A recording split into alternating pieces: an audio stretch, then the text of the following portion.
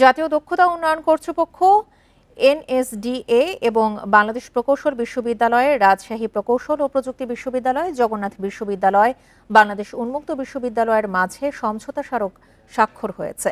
সকালে রাজধানীর বিনিয়োগ ভবনে এনএসডি এর কার্যালয়ে অন্তর্বর্তী সরকারের প্রধান উপদেষ্টা অধ্যাপক মোহাম্মদ ইউনূসের মুখ্য সচিব এম সিরাজউদ্দিন মিয়ার উপস্থিতিতে এই সমঝোতা স্মারক স্বাক্ষর অনুষ্ঠিত হয়। বান্ডেল থাকলে প্রতি সেনমানিতে টাকা বাঁচবে। বিকাশ সেনমানি বান্ডেল কিনে জিতুন প্রতি লেনদেনে। তরুণদের কারিগরি দক্ষতা বাড়াতে ও চাকরি প্রার্থীর পরিবর্তে উদ্যোক্তা তৈরির লক্ষ্যে ভবিষ্যতে এই কর্মসূচির পরিসর বাড়ানো হবে বলে জানান মুখ্য সচিব।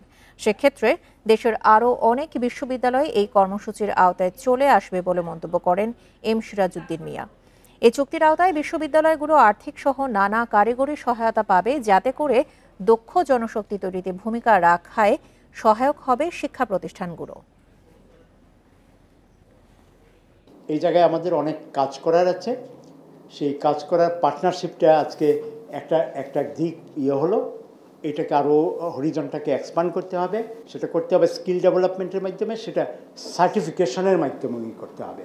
এখন ওই সার্টিফিকেশনের ক্ষেত্রে যেই ঝামেলাগুলো আছে সেটা কিভাবে করা যায়, সেগুলো এনএসডি এর পক্ষে সম্ভব না, কিন্তু অন্যান্য জায়গায় আমরা এটা আলাপ করতে থাকবো এবং করবো।